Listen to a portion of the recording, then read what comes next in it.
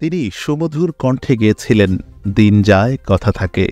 প্রকৃতির চিরায়ত নিয়মে দিন, মাস এবং বছরও চলে গেছে, কিন্তু রয়ে গেছে তার কথা, সুর ও গায়কী।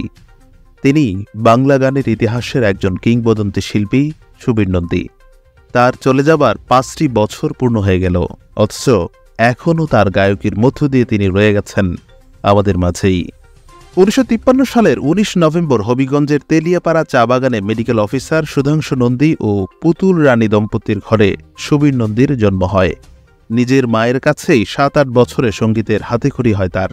ঢাকা বেতার কেন্দ্রে রেকর্ডকৃত ওনার প্রথম গান যদি কেউ ধূপ জেলে যায় প্রচারিত হয়েছিল 1970 সালে। বাংলা চলচ্চিত্রে প্রথম প্লেব্যাক করেন সূর্যগ্রহণ সিনেমায়।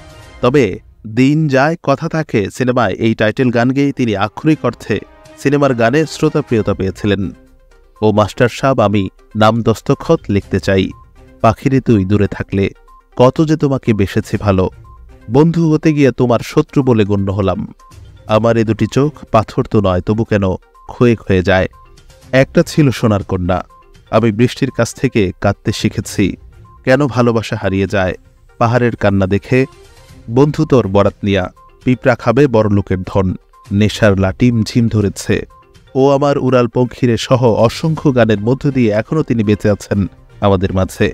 আধুনিক সঙ্গীতের পাশাপাশি তিনি শ্রোতাদের মুগ্ধ করেছেন শাস্ত্রীয় সঙ্গীত, ভজন, কীর্তন এবং পল্লীগীতিতেও। ব্যক্তিগতভাবে নিজের ভালো লাগা এবং ভালোবাসার নজরুল সঙ্গীতেও নিজস্বতা দিয়ে মুগ্ধতার আবেশ ছড়িয়েছেন সুবীর নন্দী। দীর্ঘ 4 দশকের কেরিয়ারে ক্যাসেট, বেতার, টেলিভিশন এবং সিনেমা মিলিয়ে এই কিংবদন্তি গেয়েছেন 2500-এরও বেশি গান। 5 বার জাতীয় চলচ্চিত্র পুরস্কার ছাড়াও 2019 সালে বর্ণাঢ্য কেরিয়ারের অবদানস্বরূপ সরকারের তরফ থেকে পেয়েছিলেন 21 পদক।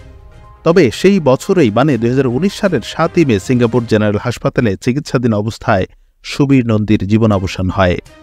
এই কিংবদন্তির চিরপ্রস্থান বাংলা সঙ্গীত সুরে কখনোই পূরণ হবার নয়।